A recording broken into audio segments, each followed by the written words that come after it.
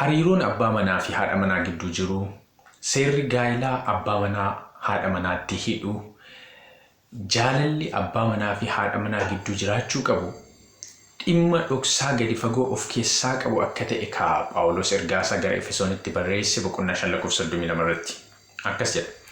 Dubbiin kun dhoksaa gadi fagoo of keessaa qaba. Inni waa'ee Kiristoosii fi waa'ee waldaa kiristaanaa in dubbata jechuu kooti jedha. Dubbiin kun jedha Phaawulos, dubbiin kun lakkoofsa 25 kaastanii yoo dubbifattan, dubbiin dhimma abbaa manaa fi haadha manaa dhoksaa gad fagoo of keessaa qaba. Waa'ee maalii dubbata? Waa'ee Kiristoosii fi waa'ee waldaa kiristaanaa dubbata jechuu kooti jedha Phaawulos. So nutis dhimma dhoksaa gad fagoo of keessaa qabu kana dhimma Kiristoosii fi waldaa kiristaanaa gidduu jiru kana keessumaa mata duree keenya walitti fufinsaan ilaalaa jirru isa Waaqayyoon gooftaakee jaaladhu jedhu kutaa 4ffaa kana keessatti akkamittiin waldaan kiristaanaa jaalala dhugaa Waaqayyoof qabaachuu qabdu bifa fayya buleessaan qabattee itti fufuu qabdi. Seexanni immoo barootaaf akkamitti hojjechaa ture? Har'as akkamitti hojjechaa jira? Waldaan bara xumuraa keessa jiraattu kun ammoo akkamittiin kanarraatii of baraaruu dandeessi? Sadarkaa waldaatti kan nuti mari'achuuf jennu kutaa 4ffaa kana keessatti jechuudha. Jaalala dhugaa Waaqayyo waldaa isaaf qabuu fi akkasuma immoo rifleekshinii yookiin immoo dugdeebii sirrii ta'e waldaan jaalala Waaqaaf deebisuu qabdu maal fakkaata kan jedhu walii wajjiniin ilaalla jechuudha. Nagaa Waaqayyoo bakka jirtan maratti isiniif haa baay'atu. Mee jalqaba waldaan akkamittiin haadha manaa Kiristoos ta'uu dandeessi kana kakuu moofaa keessatti bara kakuu moofaa akkamittiin ibsamee kan jedhu erga walii wajjin ilaallee gara kakuu haaraattis achi as deebina jechuudha. Hisqeel boqonnaan 16 bifa fakkii ta'een Waaqayyo saba isaatiin hariiroo abbaa manaa fi haadha manaa gidduu jiruun hariiroo adda cituu hin dandeenyeen jechuudha. Kakuu waliif galanii akka turan garuu immoo booddee keessa waldaan isaa akka kakuu gaa'ilaa isaan gidduutti dhaabbate san akka cabsite akka ittiin ibsa. Hisqeel boqonnaa 16 lakkoofsa 4 kaaseen dubbisan. Ati gaafa dhalattee jedha Waaqayyo Yerusaalemiin, ati gaafa dhalattee hin handhuuramne, akka qullooftuufis bishaaniin hin dhiqamne, soogiddaan hin sukkuumamne, wayyaanis sitti hin maramne. Ati gaafa dhalattee sana ijaan ilaaluun waan nama jibbisiisuuf bakkeetti gatamte malee namni siif oo'uudhaaf wanta kana keessaa tokkollee siif gochuudhaaf garaa siif laafee hin turre. Ani utuun darbuu ati dhiiga kee keessa ciiftee utuu dhidhiitattu si arge. Ati dhiiga kee keessa utuma jirtus jiraadhu siin nan jedhe. Akka muka bakkee akka ati guddattu nan godhe. Atis guddattee baay'ee hin miidhagde, hin guntutte, rifeensi keessa hin guddate. Ati garuu qullaa akka garaa haadha kee keessaa baatetti jirta. Ishee kana na hubadhaa lakkoofsa 8. Ani ammas utuun darbuu si ilaalee ati durba geessuu jaallatamtuu ta'uu kee argeen uffata koo sitti uffiseen qullaan kee akka hin mul'anneef siif dhokse. Achi booddee si kaadhimmadhee ati kan koo taatee si wajjin kakuutti galeera jedhe Waaqayyo gooftaan kana dubbateera jedha. Lakkoofsa 15. Ati garuu miidhagummaa kee amanattee beekamuu kee irraa kan ka'es ejjituu taate. Namni karaa adeemu hundinuu si wajjin akka ejjuuf of hin kennine. Lakkoofsa 32. Ati haadha manaa ejjituudha. Abbaa manaa kee caalaas orma in jaalatta jedha. Argitanii? So iddoo kanatti maal ibsaa? Waaqayyo jalqabumarraa kaasee akkaataa itti daa'imni tokko dhalattee guddachuu qabdurraa kaasee daa'imummaa kee irraa kaaseetanii adda si fo'adhee kunuunsa barbaachisu siif godhee gaafa ati kaadhimamuuf geesse ammoo sin kaadhimadhee uffata koon sitti uffisee kakuunsi wajjiniin galee ati garuu ani si miidhagsee jennaan miidhagummaa kee kanaan ana dhiifteeti ejjaaf of kennite ana caalaa waan jaalattu kan biraa qabdaa jedheen Waaqayyo. Mee eessatti kan Waaqayyo waldaa kana kaadhimmate? Israa'eliin kan inni kaadhimmate? Israa'el wajjin kakuu kan inni gale eessatti? Mee seera ba'uu boqonnaa 19, boqonnaa 20, 21, 22, 23, 24 akkasiin dubbiftan sirriitti nan barbaada. Saba Israa'eliin Waaqayyo Gibsii baasee lafa onaa keessa erga deemsisuu galaana diimaa erga ceesisee booddee 19 yoo dubbistan Waaqayyo saba kanaaf kakuu gale. Gara gaara Siinaatti isaan waame. Achitti akka isaan of qopheessanii Waaqarraa dhaggeeffatan godhe. Sana booddee sabni abboommii Waaqayyoo dhagahan. Garuu Waaqayyoon dhaggeeffachuu dadhaban. Boqonnaa 20 lakkoofsa 13 ammoo Museen nuttaa dubbatu malee sagalee kee dhaga'uu dadhabneerra jedhan. Sana booda Waaqayyo Museen akka isaanitti dubbatu taasise. Sana booda kakuu waliif galan Waaqnii fi sabni kun jechuudha. Kakuun isaanii bifa kabaja qabuun ture. Sun ammoo bifa dhiigaan ture. Mee hin dubbisna deemneeti. Seera ba'uu boqonnaa 24 dubbisna. Akkamittiin kakuu Waaqayyoof Israa'el akka walii wajjiniin galan jechuudha. Lakkoofsa tokko kaasaa dubbisaasin an lakkoofsa 3 hanga 8 kan jiru dubbisa ariifadhe. Museen dhufee wanta Waaqayyo jedhe hundumaa seera isaas hundumaa saba kanatti hime. Sabni immoo sagalee tokkichaan deebisanii nuyi dubbii Waaqayyo dubbate kana hundumaa ni goona jedhan. Museen dubbii Waaqayyo dubbate hundumaan caafe ganama barii immoo ka'ee tullicha jalatti iddoo aarsaa ijaare. Akka lakkoofsa gosa Israa'el warra 12tti utubaa dhagaa 12 in dhaabe. Israa'eloota keessaas dargaggoonni qalma gubamuu fi qalma araaraaf tuntunoota qalanii Waaqayyoof dhiyeessuudhaaf akka ergaman in godhe. Museen immoo dhiiga sana walakkaa wacitootatti naqe. Walakkaa isaaf immoo iddoo aarsaa sanatti in facaase.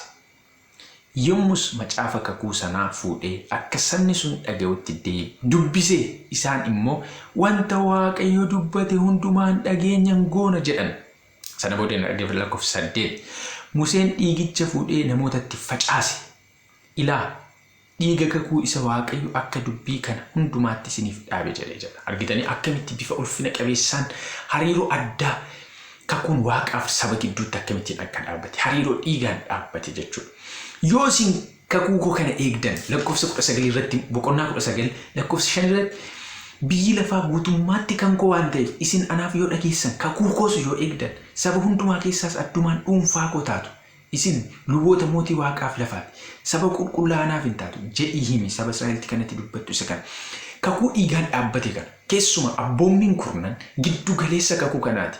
Kakuu dhiigaan dhaabbate kana jaalalaan dhaabbate kana gaa'ila namaaf Waaqa gidduutti dhiigaan dhaabbate kana yoo eegdan saba addaan isin godha jedhe Waaqayyo. Sabnis maal jedhe? Wanta Waaqayyo jedhe kana hin goona hin raawwanna jedha Waaqayyo faadhaa galan. Kana ture Waaqayyo kan inni isaan yaadachiisuuf karaa Ermiyaas saba kanatti deemiitii naa himimee jedhee boqonnaa 2 Ermiyaas raajicha lakkoofsa 2 dhaqii namoota mandara Yerusaalemitti sagalee kee ol fudhadhuu lallabiiti. Waaqayyo amanummaa keessa yeroo ijoollummaa keetii na yaadadha. Ati akka misirroo dhirsa ishee jaallattutti akka na jaallattes beeka. Ati lafa onaa keessa na duukaa adeemte. Lafa sanyiin irratti hin facaafne keessatti na duukaa buute. Sabni kun Waaqaaf hin goona jedhan. Argitanii? Kakuun iddoo sana dhiigaan dhaabbate. Kakuun kun kakuu haaraa keessattis Kiristoos ammas irra deebi'ee kakuu haaraa dhiigaan dhaabe. Maatiyos boqonnaa 26 lakkoofsa boqonnaa 26 lakkoofsa 27 xoofoo fudhatee Waaqayyoof galata galchee isaaniif kenne hundumti keessan kanatti dhugaa. Kun dhiiga kooti. Dhiigni kun kakuu dhaabate sana cimsuudhaaf dhiifamuu cubbuu namoota baay'eetiif dhangala'a jedhan. Argitanii? Dhiigni kun kakuu dhaabate sana cimsuudhaaf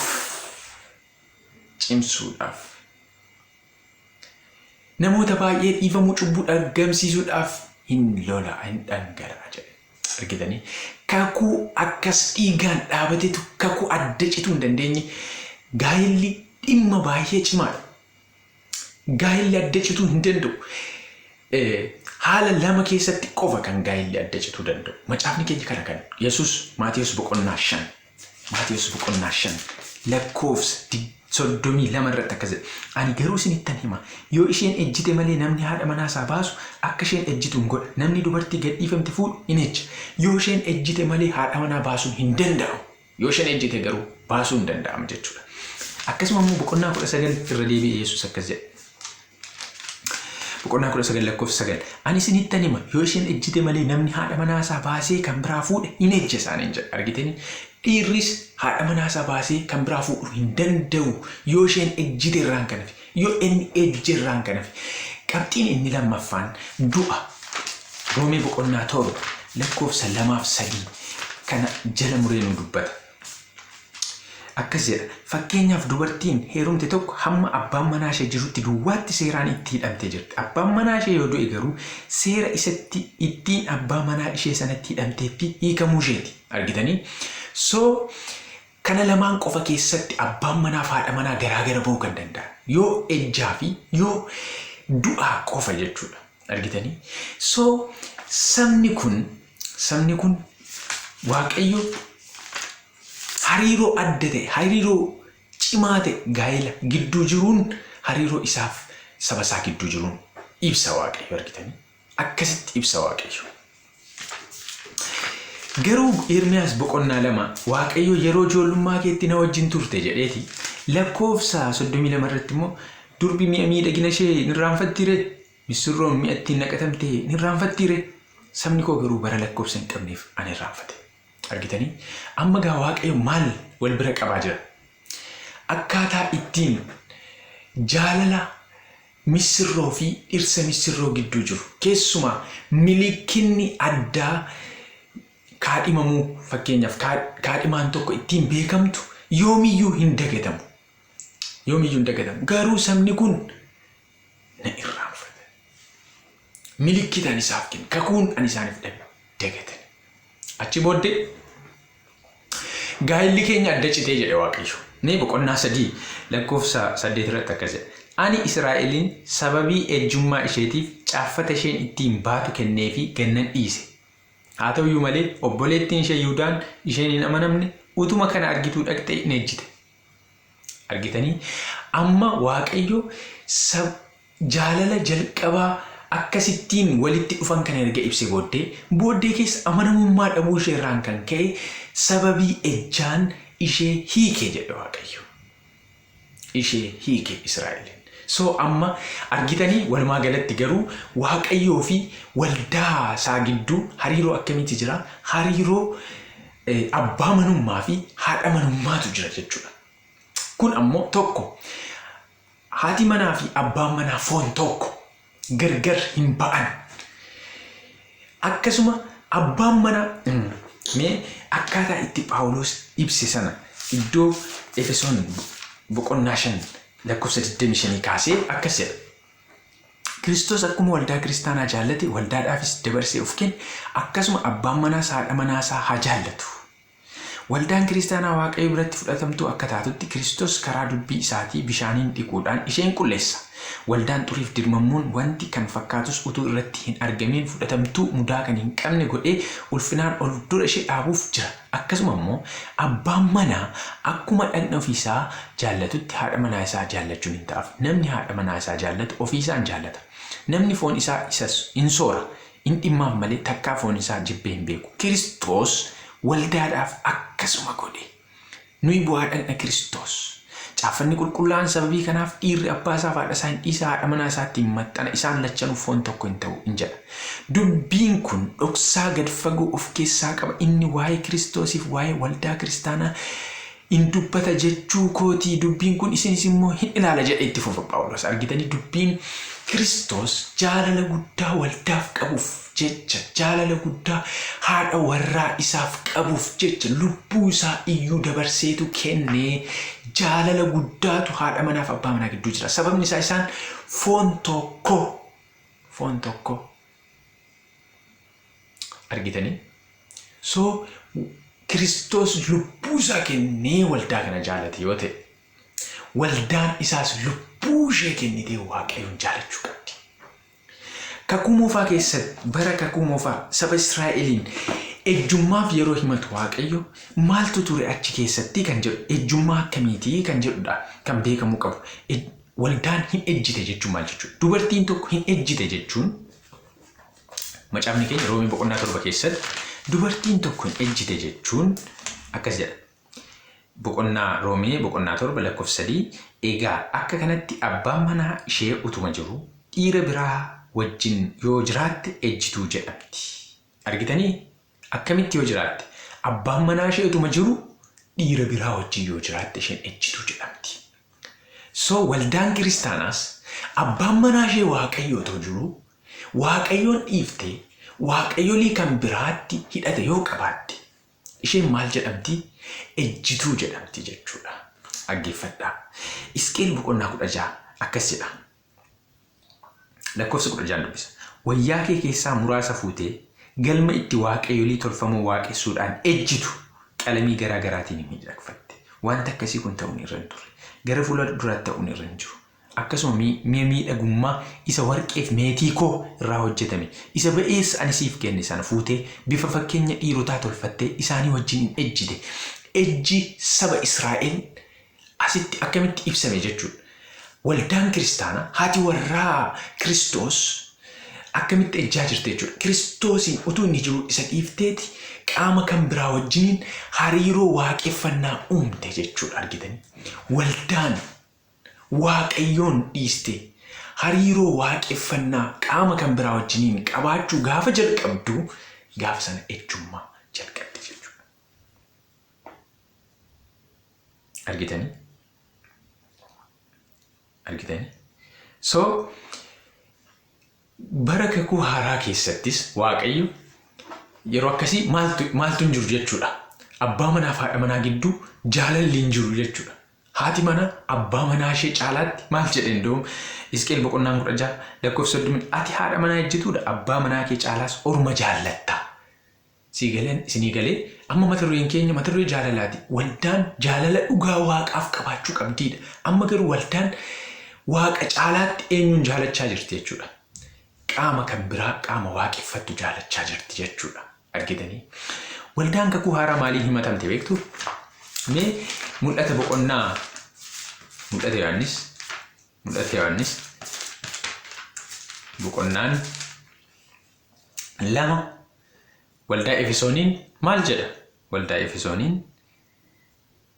waan baay'eetiin erga ishee jajee booddee boqonnaa 2 lakkoofsa 1 kaasnee dubbifattan lakkoofsa 4 garuu jaalala isa dur qabda turte sana dhiisuu kee sirratti argadheera. Jaalala isa dur qabda turte sana dhiisuu kee sirratti argadheera. Waldaan jaalala Waaqaaf qabdu jaalala Kiristoosiif qabduun hir'achaa akka dhufe kan Israa'elis jalqaba hoy jechuun ka'anii hir'achaa booddee immoo gara ejjummaatti akka dhufe iddoo kanattis jaalalli waldaan kiristaanaa jalqaba du'a Kiristoos booddee hundeeffama ishee irraa qabdee Waaqayyoof qabdu hir'achaa dhufuu isaatiin Waaqayyo waldaa kumate. Achi booddee lakkoofsa 5 ammas maalirraa akka kufte yaadadhu. Yaada garaa kee geeddaru hojii isa dura hojjette sanas hojjedhu. Kana yoo gochuudhaa baatte garuu ani sitti dhufee baattuu ibsaa keetii iddoo isaatii nan buuta. Jechi baattuu ibsaa keetii iddoo isaatii nan buuta jedhu jecha isa waldaa ishee xumuraa Laodooqiyaatiin boqonnaa 3 lakkoofsa 16 irratti ati garuu bu'aadha. Diilallaa yookiis bulluqaa waan hin ta'iniif akka nama bishaan bu'aa afaan isaa keessaa tufutti ani si tufuufan jira. Akkuma Kiristoos jedheen afaan koo keessaa si tufuufan jira jechi jedhuu fi baattuu ibsaa keessa jalaati butuufan jira jedhu jecha hiikaa tokko qabu. Innis maalinni waldaa koo ta'uun kee haadha manaa koo kaadhimaa koo ta'uun kee ni hafa jechuudha. Argitanii? Baattuu ibsaa jechuun maal jechuudha? Boqonnaa 1 lakkoofsa 20 mul'ata Yohaannis. Hiikaan urjoota 7 harka koo mirgaa keessatti argite akkasuma baattuuwwan ibsaa warqee irraa hojjetaman 7 dhokataa ture. Amma garuu urjoonni 7 ergamoota waldoota 7ti. Baattuuwwan ibsaa 7nis waldoota 7. Baattuun ibsaa waldoota 7 yoo ta'e ani immoo baattuu ibsaa si jalaan buuta jechuun Waaqayyo ani waldaa koo ta'uun kee ni hafa jechuudha. Argitanii?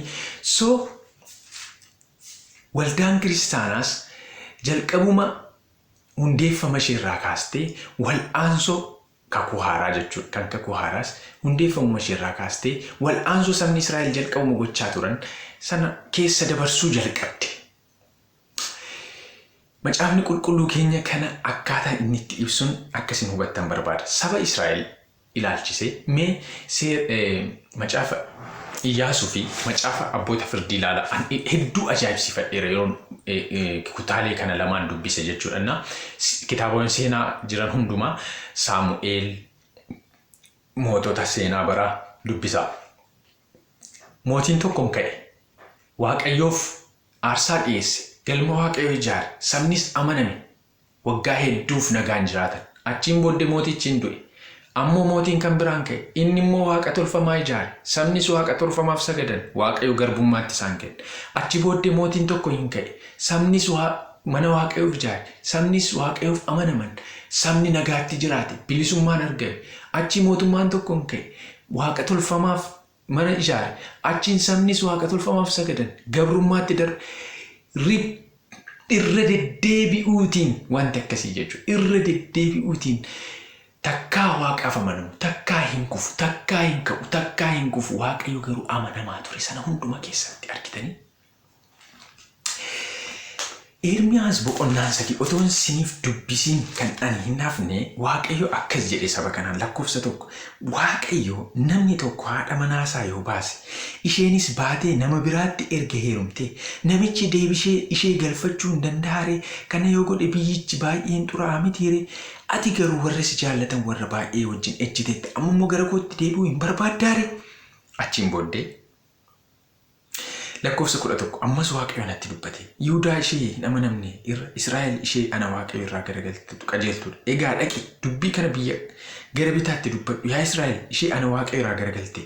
Ani araara qabeessa waan ta'eef hamma bara baraatti sittiin dheekkamu ija dheekkamsa kootiinis si hin ilaaluti gara kootti deebi'i jedhi. Argitanii Waaqayyo kan jechaa jiru. Dubartiin tokko erga hiikamtee nama kan biraatti heerumtee namichi hiike sun deebisee galfachuu danda'aayi. Garuu amma sabni kun nama kan biraatti heerumaniiru garuu ani immoo araara qabeessa. Kanaaf qalbii kee jijjiirradhu deebi'iin simadha. Waaqayyo yeroo garagaraatti saba kanaaf araara akkamii akka gochaa ture hagam akka ulfaataa ture. Even seenaa Hooseyaa boqonnaa 1 irraatii ka'aatii ilaala. Akkamittiin dubartii ejjitoota keessaa akka hin dhaqee fuudhuu fi Waaqayyo hundumaa hagam akka saba kanaaf obsaa ture. Bifa kanaan jireenya raajii kanaati Waaqayyo saba kana akkamitti akka inni barsiise argitu. Kakuu haaraa keessattis kanumatu itti fufee jalqabe. Jalqaba akka kiristaanummaan akka jalqabeen itti hin fufne har'a ammoo maal keessa akka jiru mul'anni Yohaannis nuuf kaasa. So gabaabumatti amma maal hubanneerra jechuudha. Tokko waldaan kiristaanaa fi Waaqayyo hariiroo abbaa manaa fi haadha manaa gidduu jiru isa foon tokko godhee walitti kakuu dhiigaan walitti makame akka isaan qaban.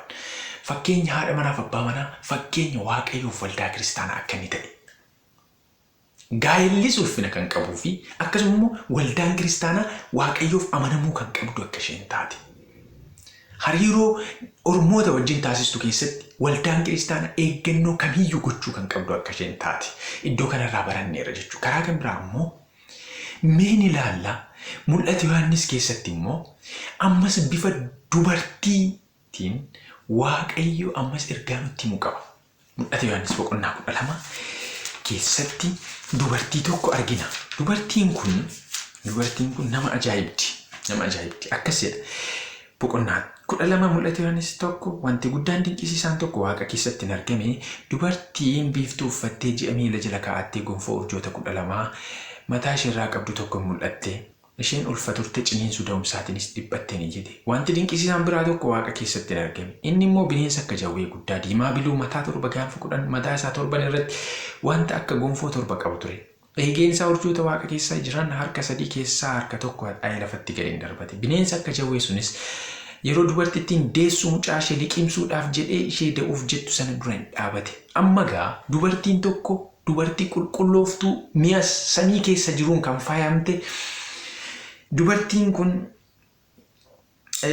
biiftuu kan uffatte ji'a miila jala kan kaa'atte gonfoo urjoota 12 mataa isheerraa kan qabdutu da'uuf jedha. Jawween tokko immoo mataa 7 gaanfa 10 kan qabu immoo mucaa ishee liqimsuuf ishee dura dhaabbachaa jira.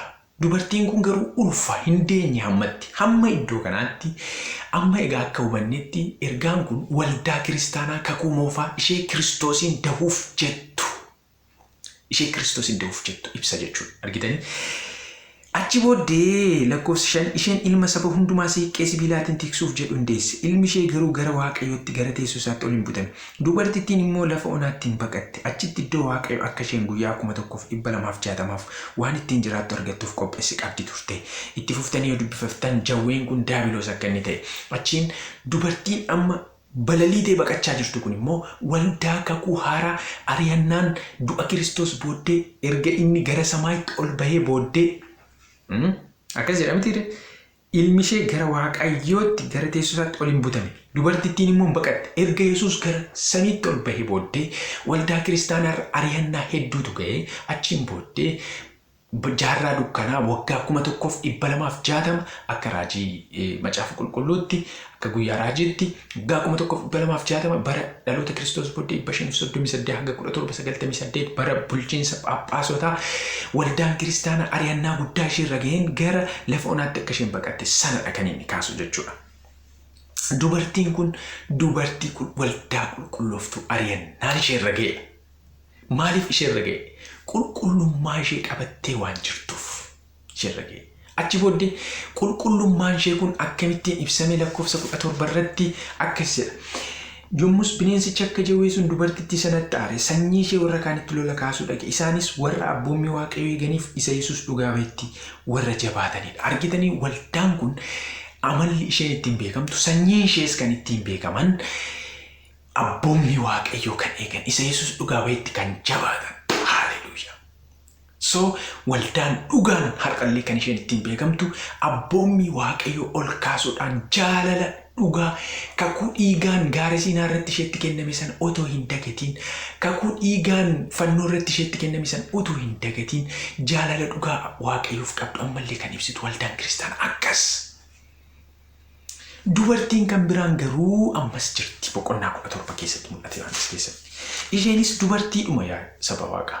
Garuu dubartii ejjitu akkas. Lakkoofsi tokko akkas jedha. Kana booddee ergamoota 7 waciitee 7 qaban sana keessaa inni tokko dhufee anatti dubbate. Kottu firdii ejjituu ishee guddittii mandara bishaanota baay'ee irratti ijaaramte sanaa sitti nan argisiisa. Kottu firdii ejjituu ishee guddittii mandara bishaanota baay'ee irratti ijaaramte sanaa sitti nan argisiisa.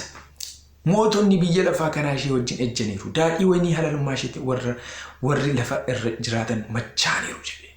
Argitee Israa'el mootota ollaa isaanii jiran hedduu wajjin ejjan. Mootota ollaa isaanii wajjin hariiroo uuman.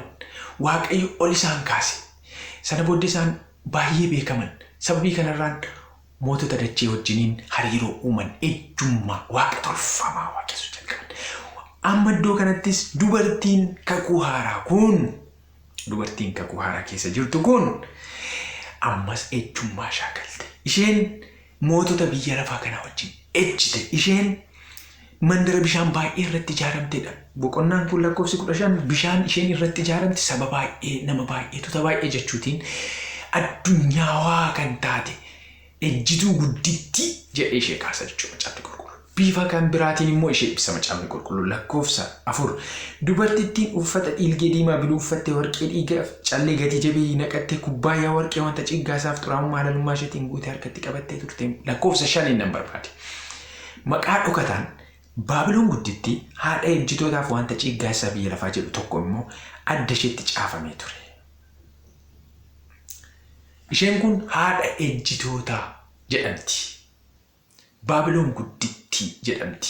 Baabiloon haadha ejjitootaa jedhamti. Ijoollee yookiin dubartoota akkuma ishee ejjaniif haadha taatetti. Ishee keessaa kan bahan akkuma ishee kan ejjan sanyii qabdi jechuudha. Dubartittiin isheen 12 sanyii boqonnaa 12 keessa jirtu dubartiin qulqullooftuun sanyii qabdi. Sanyiin ishee abboommii Waaqaa eegu.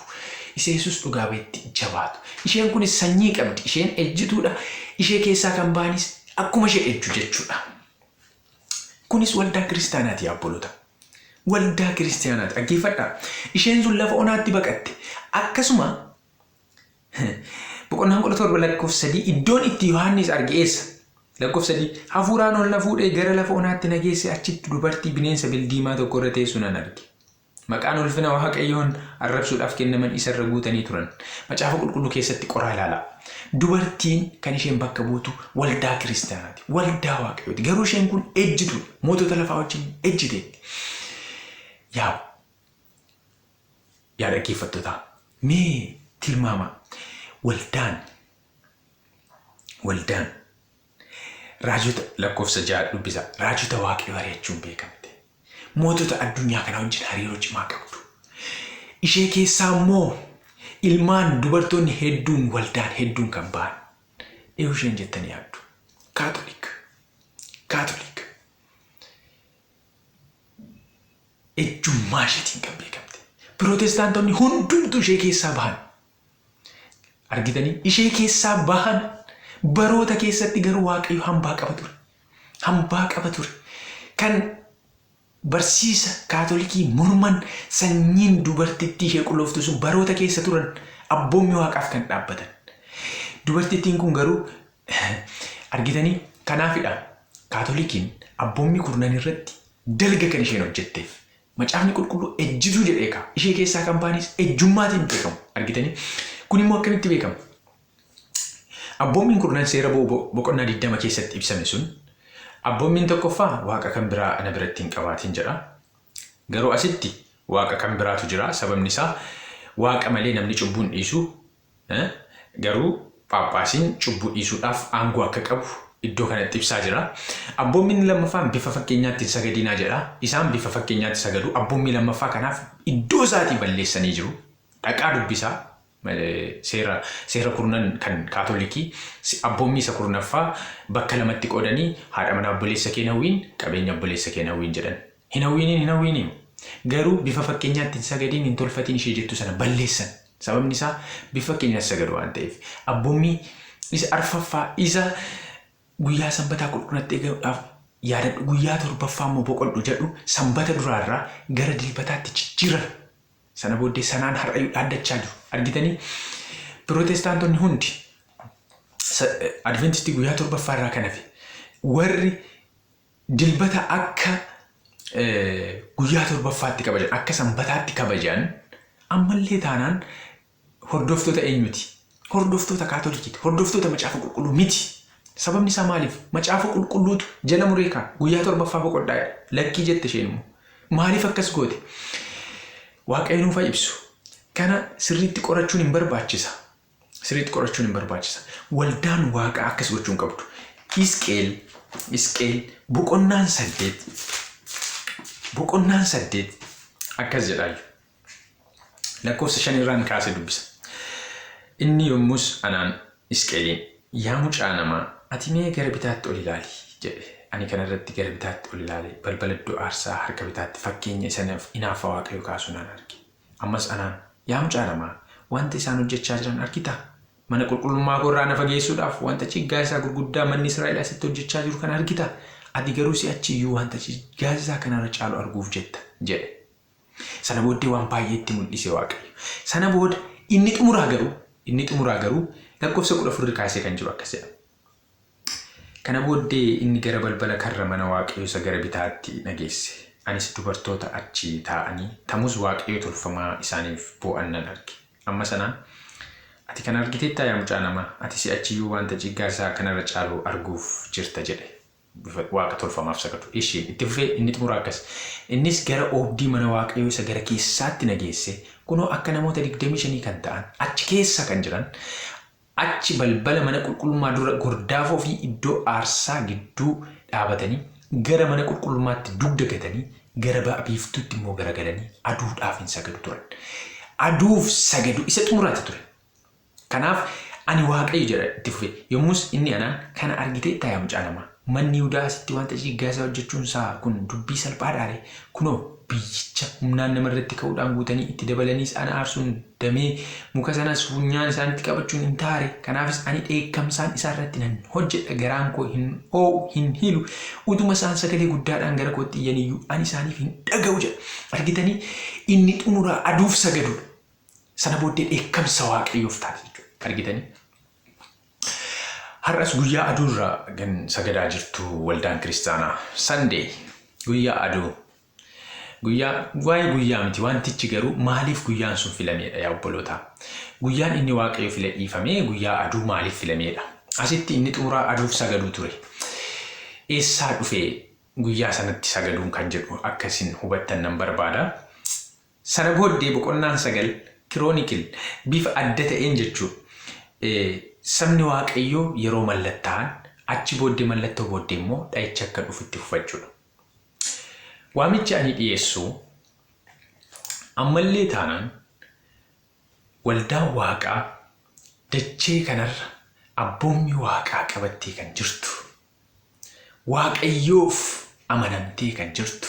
Jaalala Waaqaa ammallee calaqqisaa kan jirtu. Seera Waaqaa kakuu Waaqa iddootti eegdee kan jirtu. Waamicha dacheef gochaa jirti. So gara haadha warraa Kiristoos kanatti, gara kaadhimaa Kiristoos kanatti akka isin ija keessan deebistan, qaama Kiristoosiin akka isin taatan waamicha isiniif dhiyeessuun barbaada. Kana jechuun ammoo waldaan Adventistii guyyaa 7ffaa waan sanbata guyyaa 7ffaa labsituuf qofa guutuudha jechuu miti. Eeggannoo guddaa gochuun nu barbaachisa. Abboommi isa tokko eegaa isa kan biraa cabsina yoo ta'e, maqaa kanatti waamamaa Waaqayyoof hin amanamnu yoo ta'e, waan tokko illee nuuf gochuu hin danda'u. Yaa obboloota, amanamummaan hedduu nu barbaachisa. Walumaa galatti waldaan kiristaanaa eeggannoo guddaa gochuu qabdi bara xumuraa kana keessatti. Sababni isaa kallattii hundumaan seexanni itti gamaa jira waan ta'eef. Keessumaa yoo na jaallattan abboommota koo eegdu jedhamtiire. Efesooniin immoo jaalala kee dhiiste sirratti argadheera dafiitii iddoo keetti deebi'i jedhamtiire.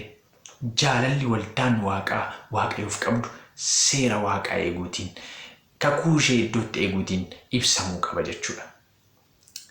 Waldoonni Waaqaa dachiirra jirtan dhaamsa kan akkasiin naaf dhaggeeffattan. Seera Waaqayyoo diiganii, seera Waaqayyoo cabsanii karaa kamiin iyyuu waldaa Waaqaa ta'uun hin danda'amu. Maqaa Kiristoositti waamamuun hin danda'ama. Garuu haadha warraa ishee ejjitu. Waaqayyo immoo haati manaa yoo ejjite maal godha? Hin baasa. Akkas. Waaqayyo tufamuurraa, balleeffamuurraa nu haa eegu. Dafnee gara qajeelfama macaafa qulqulluutti yaada keenya haadeeffannuun ergaa kooti kutaa isa 5ffaa keessatti bifa addaatiin walitti deebina. Hagasitti ayyaanni Waaqayyoo isin wajjin haa ta'u.